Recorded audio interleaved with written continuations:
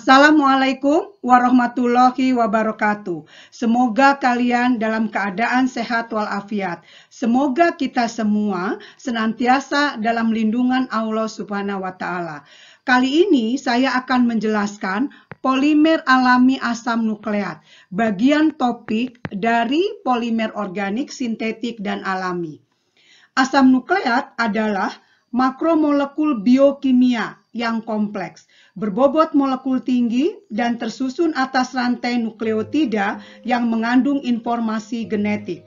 Asam nukleat yang paling umum, asam deoksiribonukleat atau disingkat DNA, dan asam ribonukleat atau disingkat RNA. Asam nukleat ditemukan pada semua sel hidup dan juga virus. Disebut asam nukleat karena keberadaan umumnya di inti sel. Asam nukleat merupakan biopolimer polinukleotida tersusun dari sejumlah monomer nukleotida dan dihubungkan oleh ikatan fosfodiester. Satu nukleotida terdiri dari gugus gula, basa, fosfat. Bila fosfat dihilangkan, dikenal sebagai nukleosida. Terdiri dari gugus gula dan basa. Komponen nukleotida terdiri dari gula, deoksiribosa, gula DNA, ribosa, gula RNA. Sementara jenis basa, purin, dan pirimidin. Basa tergolong purin, adenin, guanin. Basa tergolong pirimidin, sitosin, timin, urasil. Yang kalian harus ingat, basa pirimidin pada DNA, sitosin, timin. Sementara pada RNA, sitosin, dan urasil. Selain gugus gula dan basa, pada nukleotida terdapat gugus fosfat. Perhatikan cara menggambarkan satu nukleotida. Basa akan terikat pada karbon nomor 1 gula.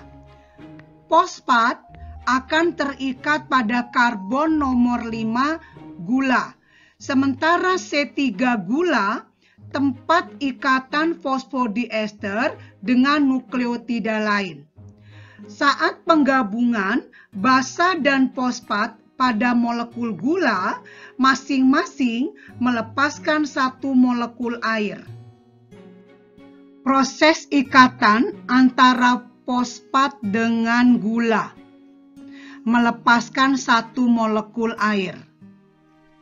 Proses ikatan antara basa dengan gula melepaskan satu molekul air. Penggabungan dua nukleotida menjadi ikatan fosfodiester melepaskan satu molekul air. Asam nukleat tergolong polimer kondensasi. Berikut ini contoh bagian struktur RNA. Terdiri dari gula ribosa, basa purin adenin guanin, basa pirimidin sitosin urasil, dan gugus fosfodiester. Sekarang saya akan menjelaskan tentang asam ribonukleat yang dikenal sebagai RNA. RNA senyawa yang merupakan bahan genetik dan memainkan peran utama dalam ekspresi genetik.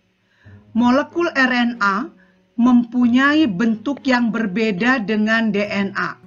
Lihat struktur di sebelah kanan. RNA memiliki bentuk pita tunggal dan tidak berpilin. RNA berperan aktif dalam sel dengan mengkatalisis reaksi biologis mengendalikan ekspresi gen, atau merasakan dan mengkomunikasikan tanggapan terhadap sinyal seluler. Ada 3 tipe RNA yang terlibat dalam proses sintesis protein. Tipe RNA kurir, ribosom, transfer. Ketiga tipe ini memiliki peran dan tanggung jawab yang berbeda. Bila kita lihat fungsi RNA secara umum antara lain sebagai perantara DNA dan protein dalam proses ekspresi genetik, sebagai molekul genetik yang bertanggung jawab dalam membawa segala materi genetik, sebagai enzim yang dapat mengkatalisis formasi RNA-nya sendiri atau molekul RNA lain. Berikut contoh bagian struktur DNA.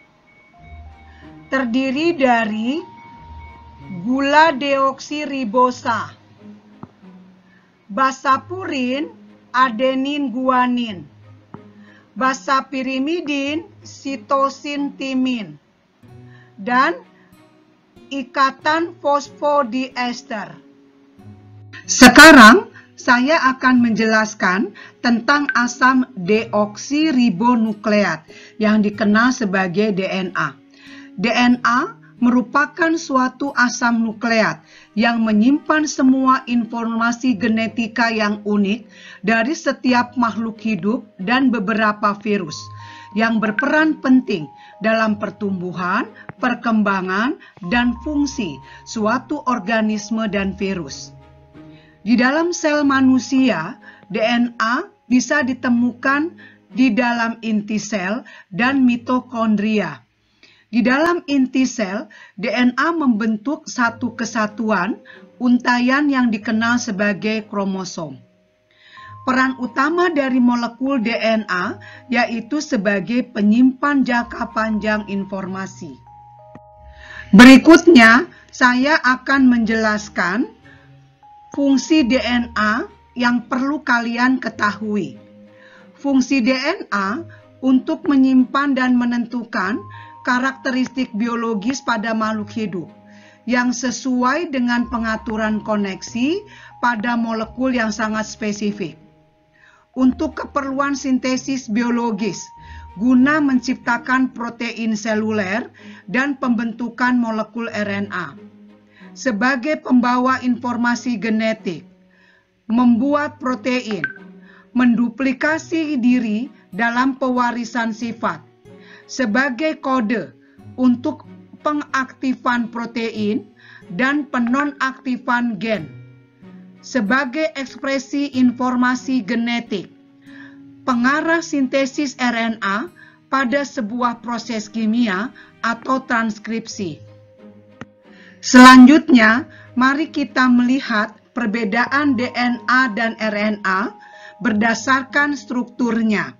Struktur DNA menurut Watson-Crick merupakan struktur heliks rangkap, antiparalel, dan bersifat komplementer. Komplementer menurut aturan Chargaff, jumlah pasangan basanya sama. Adenin dengan timin, sitosin dengan guanin. Struktur RNA, strukturnya berbentuk pita tunggal dan tidak berpilin. Pasangan basanya adenin urasil, guanin sitosin. Pasangan basa antar rantai polinukleotida yang menghasilkan jumlah ikatan hidrogen maksimal. Pada DNA, adenin timin, pada RNA, adenin urasil, menghasilkan 2 ikatan hidrogen. Sementara, guanin sitosin menghasilkan 3 ikatan hidrogen. Ikatan antara adenin dengan timin membentuk dua ikatan hidrogen melalui satu gugus amida sekunder dengan dua gugus amina primer tersier. Sementara ikatan guanin dengan sitosin membentuk tiga ikatan hidrogen melalui dua gugus amida sekunder tersier dengan dua gugus amina yang keduanya merupakan amina primer. Bila kita coba membentuk ikatan antara guanin dengan timin, ternyata hanya terdapat satu konformasi yang mampu membentuk ikatan hidrogen. Sementara terdapat bentuk konformasi yang tidak memungkinkan terbentuknya ikatan hidrogen. Tidak seperti adenin dan timin yang konformasinya mendukung membentuk dua ikatan hidrogen. Simak penjelasan sebelumnya dan pahami. Kemudian kalian berlatih soal. Ada dua soal dalam pertemuan untuk memahami polimer alami asam nukleat.